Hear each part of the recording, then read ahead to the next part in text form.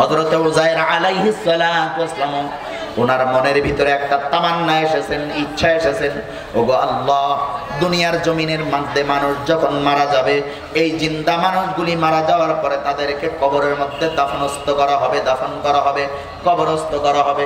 এই মানুষগুলিকে কেমন করে তুমি আবার জিন্দা করবা, আমার একটু দেখতে মন চায়, মনের মধ্যে কেমন কেমন জানি লাগে, কেমনে এই মানুষগুলি পচে গলে গেলে আবার জিন্দা করবে। ও প্রিয় মুসলমান, উযাইর আলাইহিস সালাতু ওয়াসসালামকে আল্লাহ তাআলা ফিলিস্তিনের নবী করে পাঠিয়েছিলেন। উযাইর আলাইহিস সালাতু ওয়াসসালামের একটা মজার ঘটনা আছে। এই মজার ঘটনাটা হলো, উযাইর আলাইহিস সালাতু ওয়াসসালাম এমন একজন পয়গম্বর, ওনার সন্তানের বয়স যখন 120 বছর, তখন উযাইর আলাইহিস সালাতু ওয়াসসালামের বয়স মাত্র 40 বছর। কয় বছর? সন্তানের বয়স কয় বছর? এটা কি আপনার বিশ্বাস করতেছেন? হ্যাঁ, বিশ্বাস করতেছেন? ছেলে বড় না বাপ বড়? বাবা বড় না ছেলে বড়? ছেলের বয়স কত? জোরে বলেন। 40। ছেলের বয়স হলো 120 আর বাবার বয়স কত? 40। কিভাবে সম্ভব? হিসাব কি মিলে? শুনবেন? হ্যাঁ, সময় পাবো? সময় তো আছে যথেষ্ট, আলহামদুলিল্লাহ। প্রিয় ভাইরা, উযাইর আলাইহিস সালাতু ওয়াসসালামকে আল্লাহ তাআলা ফিলিস্তিনের নবী করে পাঠালেন। ফিলিস্তিন জেরুজালেম শহরে নবুয়ত দিয়েছেন, মানুষদেরকে ঈমানের দাওয়াত দেয়, ইসলামের দাওয়াত দেয়। বনি ইসরাইল এমন একটা সম্প্রদায়, আপনারা তো জানেন, আমি আগেও আপনাদেরকে বলেছি, যত জাতি, মুসলমান, হিন্দু, বৌদ্ধ, খ্রিস্টান, যত জাতি এই জমিনে আছে, যত ধর্ম আছে, বর্ণ আছে, যা আছে, বনি ইসরাইল একটা জাত ভিন্ন। এত জ্বালান নবীদেরকে জ্বালাইছে এরা। বনি ইসরাইল কারা, এদের পরিচয়টা আমি সংক্ষিপ্ত পরিসরে পরিচয়টা দেই। ইসরাইল হযরত ইব্রাহিম আলাইহিস সালাতু ওয়াসসালাম, ওনার নাম তো শুনছেন, চিনেন না? কে? ইব্রাহিম আলাইহিস সালাতু ওয়াসসালাম। আমাদের কি হয়? জোরে সবাই বলতে হবে, হাত উঁচু করে বলেন, ইব্রাহিম আলাইহিস সালাতু ওয়াসসালাম মুসলমানদের কি? জাতির পিতা ইব্রাহিম। মিল্লাতা আবিকুম ইব্রাহিম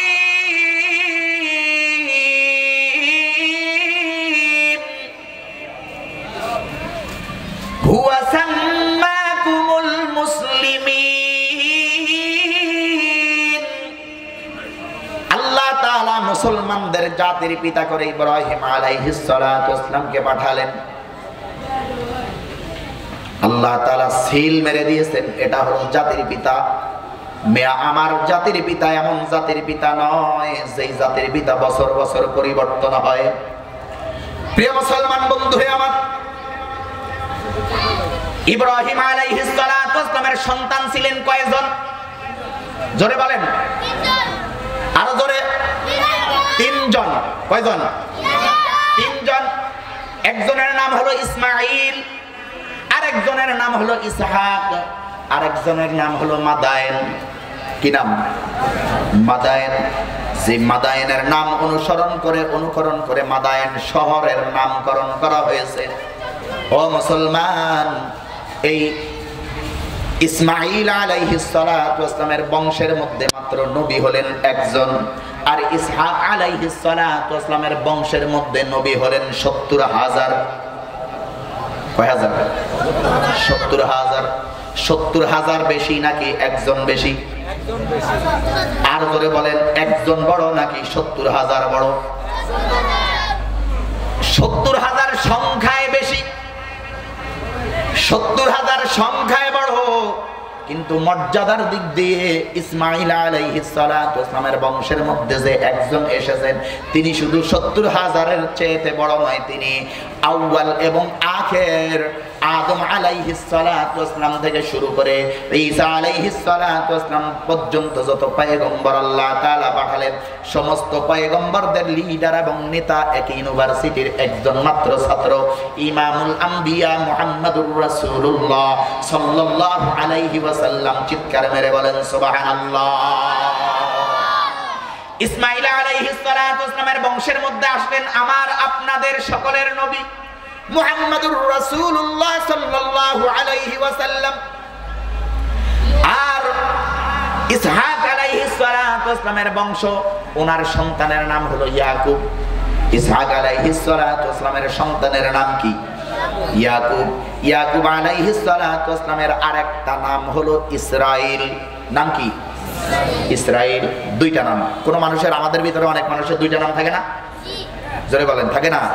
আমার নাম গোলাম রহমান আরেফি, ডাকে আরিফ হিসাব, আরিফ হিসাব বলে ডাকে সবাই, কিন্তু আমার নাম কি?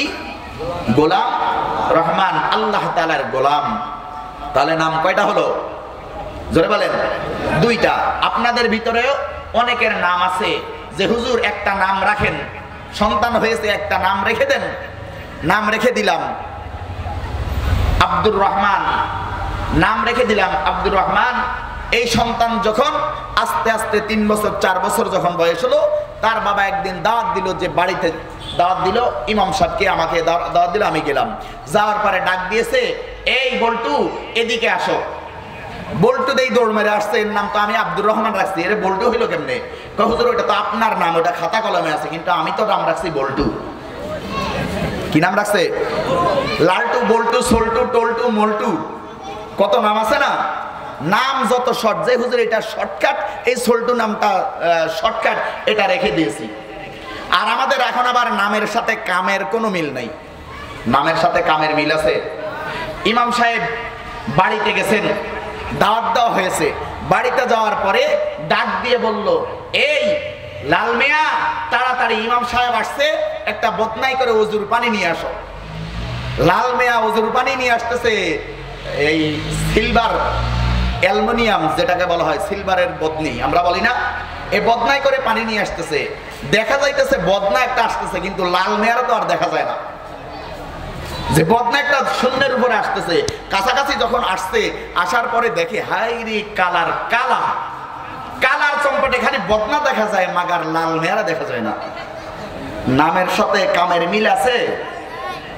আলকাত্তারার মতো কালা, নাম রাখছে কি? আরো জোরে বলেন। ডাক দিছে, তোমার নাম কি? কয় আমার নাম লাল মিয়া। তোমরা কয় ভাই? কয় আমরা তো 2 ভাই।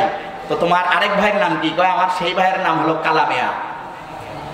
হুজুর ডাক দিয়ে বলেন, তুই কালা বেড়া, তুই লাল মিয়া, এমন কালার কালা, কালা মিয়া জানি কত কালা।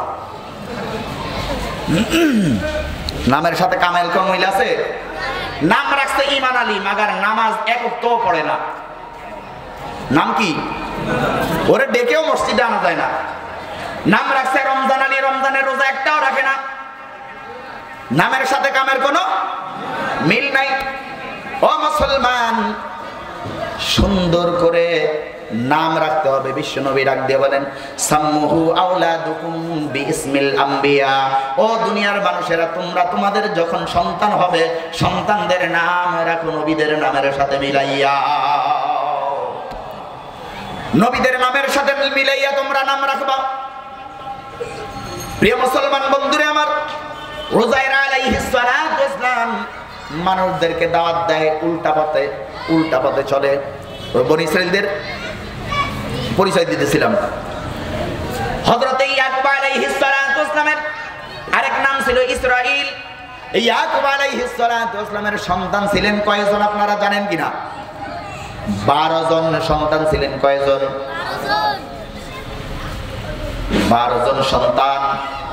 এই 12 জন সন্তানকে বলা হয় বনী ইসরাঈল। এই 12 জনের ওর যত সন্তান এই দুনিয়ার জমিনের মধ্যে আসছে, যত মানুষ এই পৃথিবীতে আসছে, ইউসুফ পয়গম্বর থেকে শুরু করে ওনার যত 11 ভাই ছিল। ইয়াকুব আলাইহিস সালাতু ওয়াসসালামের ছেলের নাম কি? ইউসুফ না? ইয়াকুব নবী বাস করিতেন কেনানে। ছোটবেলায় গজল গাইতাম না, শুনেন না আপনার এই গজল? সবার চেয়ে ভালোবাসতেন ইউসুফকে, সবার চেয়ে ভালোবাসতেন ইউসুফকে। ইয়াকুব আলাইহিস সালাতু ওয়াস সালামের সন্তান ইউসুফ সহ আরো 11 ভাই, টোটাল হলো 12 জন সন্তান। এই 12 জনের ওরচার যত সন্তান দুনিয়ার জমিনের মধ্যে আসছে, যত মানুষ এই পৃথিবীতে আসছে, তাদেরকে বনি ইসরাইল বলা হয়।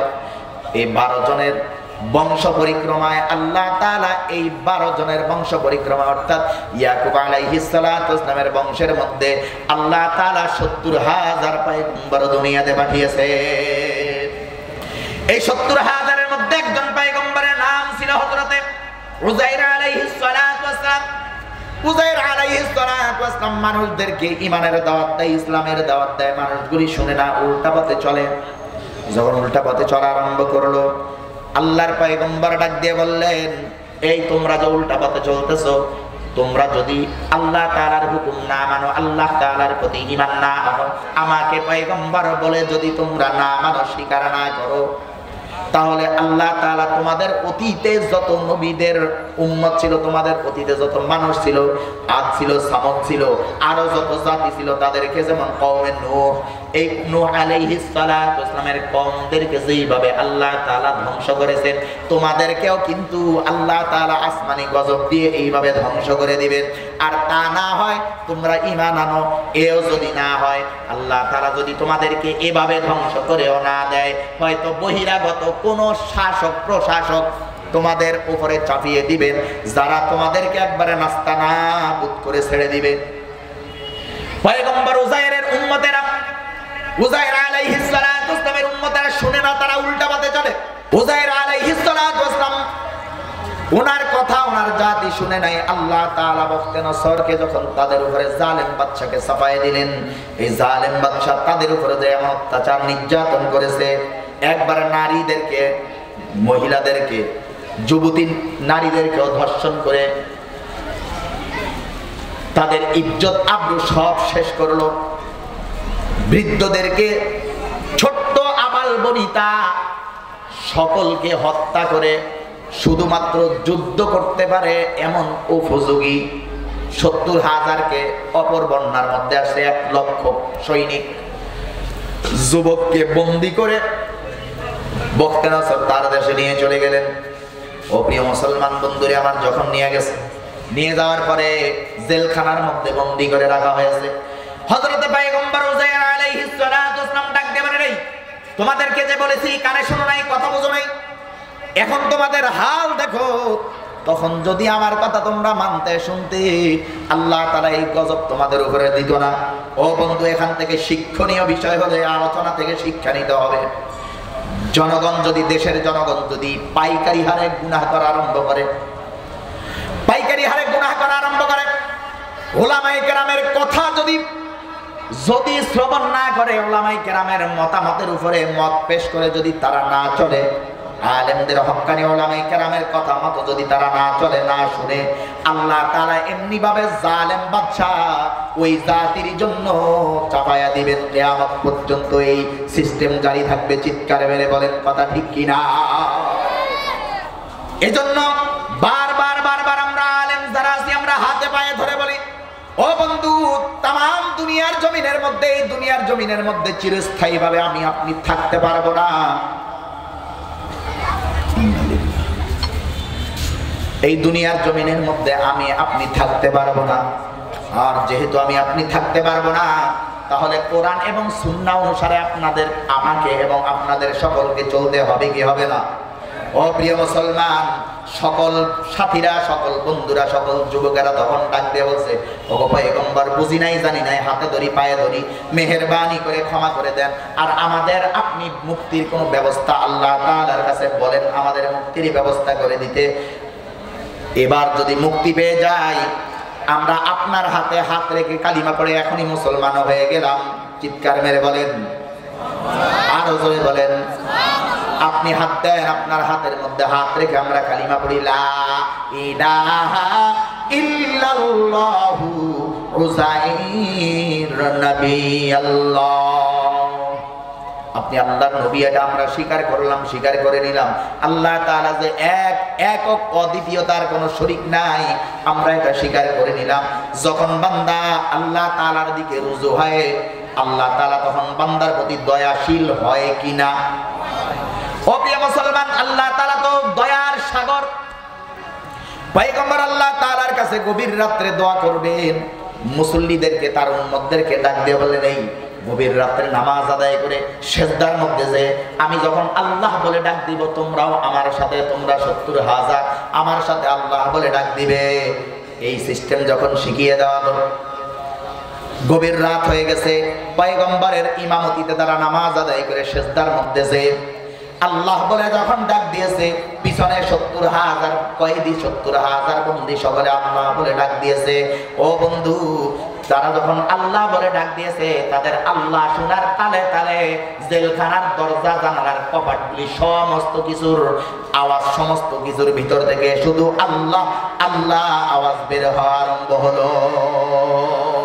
فذكر شهر چبینی در فروشاد ولی دانت دری معنا کے گوشاد نہ بلبل بر گل سے تسبیح کھانے کہ ہر خار بتسبیح سے جبانے جر سے ہر دم بگوید اللہ نہ گوید ٹنٹنا ٹنٹو نہ ٹوٹو بظاہر شمع میں آید کے ٹوٹو کہ در معنی بگوید اللہ بحر دینو بحر دنیا بحر نام اللہ اللہ کر دباید والسلام اللہ اللہ کیا مبارک نام ہے اللہ اللہ مومنوں کا کام ہے اللہ اللہ مومنوں کا کام ہے যখন এই দিক দিয়া আরম্ভ হয়েছে আল্লাহ তাআলাকে ডাকা, ওই দিক দিয়া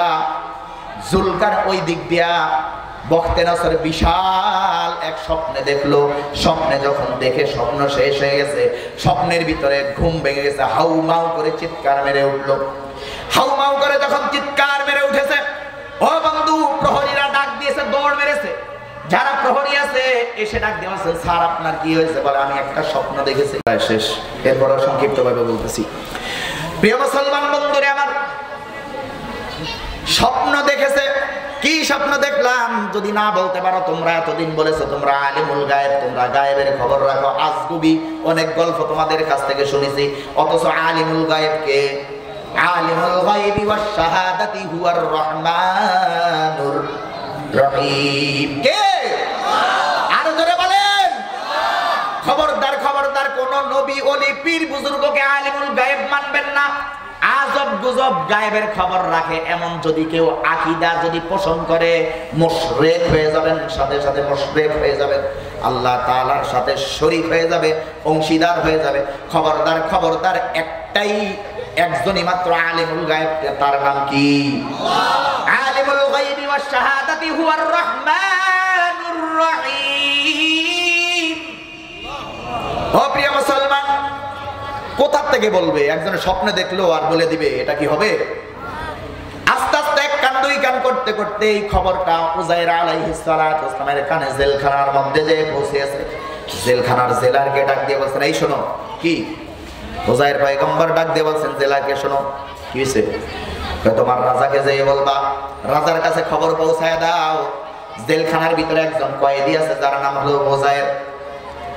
এই উযাইর, আপনি কি স্বপ্ন দেখেছেন এবং আপনার স্বপ্নের ব্যাখ্যা কি হবে? এই ঘটনা, এই কাহিনী পুরাটা আল্লাহ তাআলা পয়গম্বর উযাইরকে জানায়া দিয়েছে।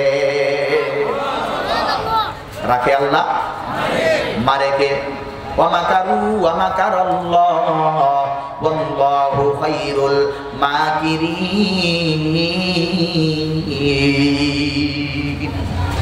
আল্লাহ তাআলা ডাক দিয়ে বলেন, তুই কত চক্রান্তকারী, তোর চেয়েতে সমস্ত চক্রান্তের জাল নস্যাৎ করে দেওয়ার মালিক হলাম আমি। জেলা ডাক দিয়ে বলছেন, ও আপনারে বন্দী করে রাখছে, ওর স্বপ্নের তাবির আপনি বলে আপনার লাভ কি? আপনারে আপনি কয়েদি, আপনি আসামি করে রাখছে, ও টেনশনের মধ্যে আছে। স্বপ্নের তাবির যাদেরকে দায়িত্ব দিয়েছে তারা বলো, কয়ে বেড়া শোন, কি বলে? তোর একটা লাভ আছে, আমার একটা লাভ আছে। কি লাভ? কই তুমি যখন রাজার কানের মধ্যে এই খবর পৌঁছাইবা, কি স্বপ্ন দেখেছে আর কি এর ব্যাখ্যা হবে, এমন লোক রাজামশাই আমার কাছে আছে। যখন এই খবর পৌঁছাইবা, এই লোকটার সন্ধান চাইতে যখন চাবে, তখন তুমি প্রমোশনের বায়না ধরবা, আমার প্রমোশন করে দিতে হবে। আর আমার দায়িত্ব হলো, আমার লাভ হলো, তুই যেমন কইছিস যে তোর প্রমোশন ছাড়া আমি এটা বলবো না, তখন আমার কাছে আসবে, আমি বলবো শুধু আমি পয়গম্বর একা নয়, আমার সাথে আমার 70,000 কয়েদি যারা আছে, আমার উম্মত যারা আছে, সকলকে যদি মুক্তি না দেন আমি এই কাহিনী বলবো না। এটা হলো নবীদের সুন্নাহ। নেতা একা জেলখানার থেকে বের হবে, কর্মীদেরকে জেলখানার মধ্যে রেখে আসবে, এটা আমার নবীর পয়গম্বরদের এমন কোন রসম পয়গম্বরদের মধ্যে ছিল না। ও মুসলমান, আমার আপনার আপনাদের সকলের সুপরিচিত ব্যক্তিত্ব শাইখুল হাদিস আল্লামা আজিজুল হক রাহমাতুল্লাহি আলাইহি যখন জেলখানার অন্ধকার কুঠুরির মধ্যে যখন বন্দী করা হয়েছে, দিনের পর দিন যখন ছাত্ররা বুখারী শরীফের দর্শ থেকে যখন বঞ্চিত হচ্ছে, স্বেচ্ছায় সমস্ত ছাত্ররা, জামিয়া রহমানিয়ার ছাত্ররা দিয়ে বলতেছেন আমরা স্বেচ্ছায় কারাবরণ করব, জেলখানার ভিতরে যে আমরা বুখারী শরীফের দর্শ নিয়ে আসবো। প্রিয় মুসলমান বন্ধুরা আমার, এটা হলো উলামায়ে কেরামের নিসবত, উলামায়ে কেরামের সিস্টেম হলো এটা, আলেমদের সিস্টেম হলো এটা। নিজে জেলখানার মধ্যে যাব, কর্মীদেরকে জেলখানায় পাঠাবো, নিজে বাহিরে থাকবো এমন নয়। আমার নেতা, তোমার নেতা, অমুক নেতা, অমুক নেতা, নেতা তুমি। এরপরে কি বলে? আপনি আছেন যেখানে, আমরা আছি সেখানে, নেতা এখন জেলখানায়, আপনারা কেন বাহিরে?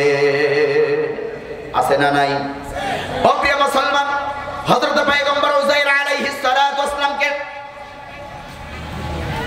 যখন এই কথা বলা হলো, উযাইর আলাইহিস সালাতু ওয়াস সালাম ডাক দিয়ে বললেন, যাও তোমার জেলার তোমার রাজার কাছে যে খবর বলে দাও।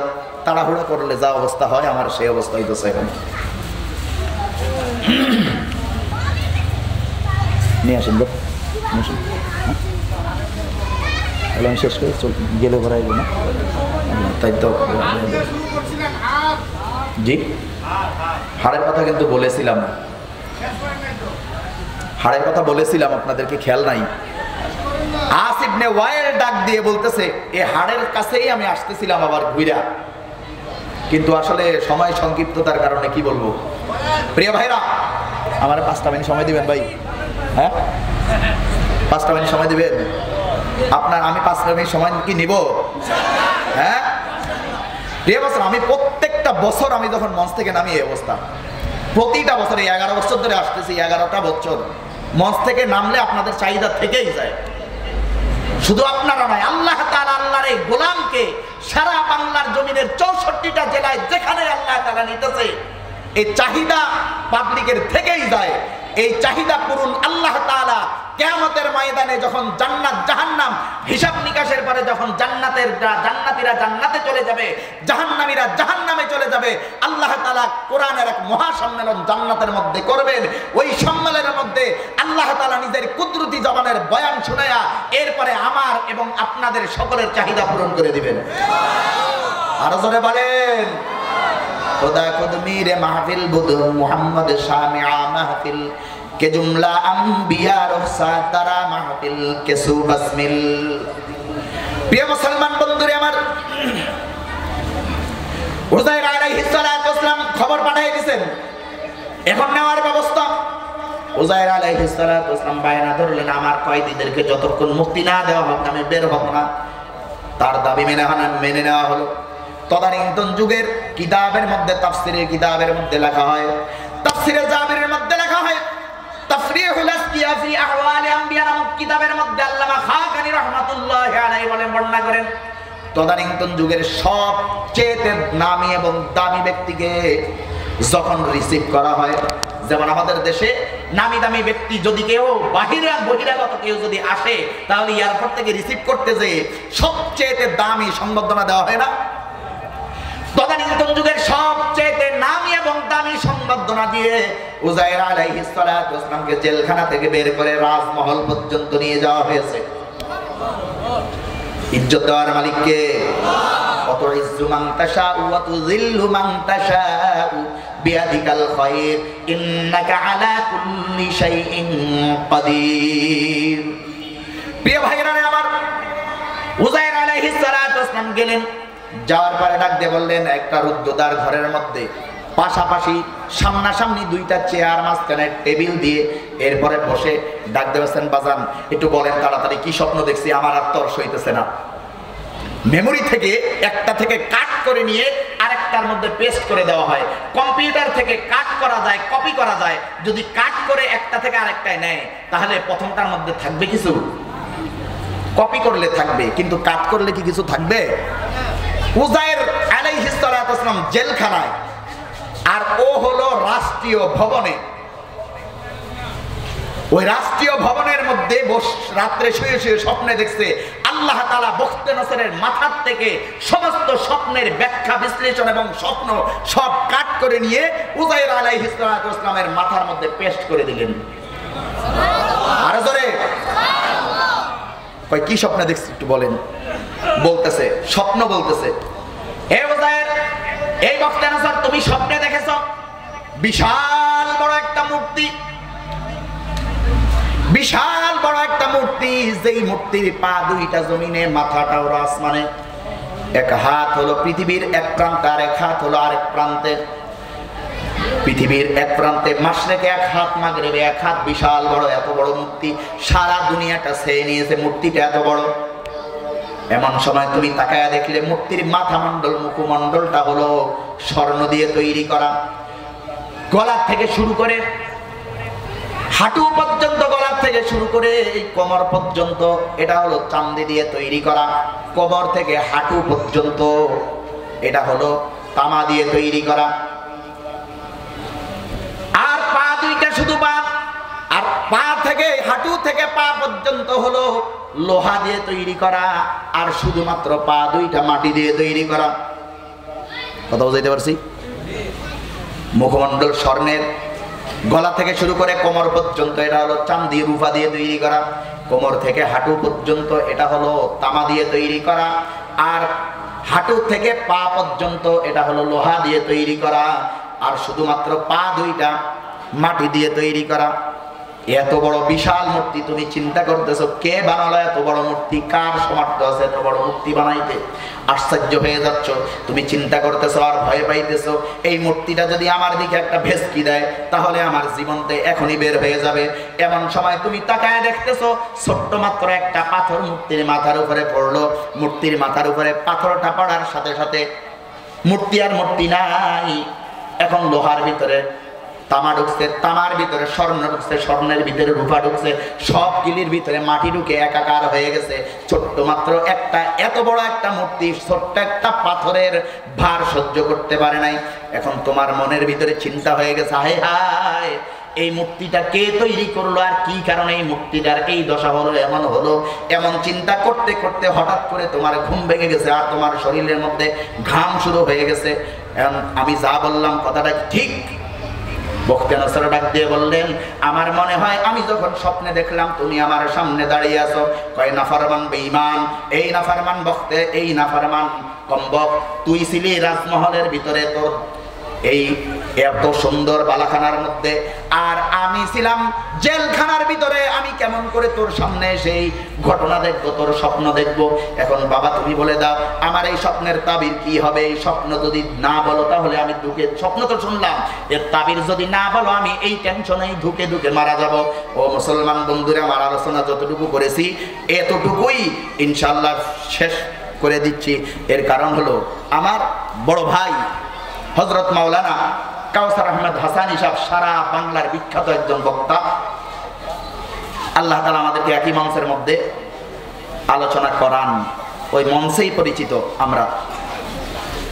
আল্লাহ তাআলা বলেন, ওয়াদারাবা লানা মাসালান ওয়া নাসিয়া খালকাহু ক্বালা মান ইউহয়িল ইযামা ওয়া হিয়া রামীম। আল্লাহ রাসূলের কাছে নিয়ে উটের হাড় নিয়ে প্রশ্ন করলো যে কে এটাকে জিন্দা করবে যখন এটা পচে যাবে, গলে যাবে? আল্লাহ পাক রব্বুল আলামিন প্রতি উত্তর দিয়ে দিয়েছেন যে হে আমার হাবিব, আপনি আস ইবনে ওয়াইলকে বলে দেন যে যেই আল্লাহ তাআলা প্রথমবার সৃষ্টি করেছেন সেই আল্লাহ তাআলা আবার এটাকে জিন্দা করবেন।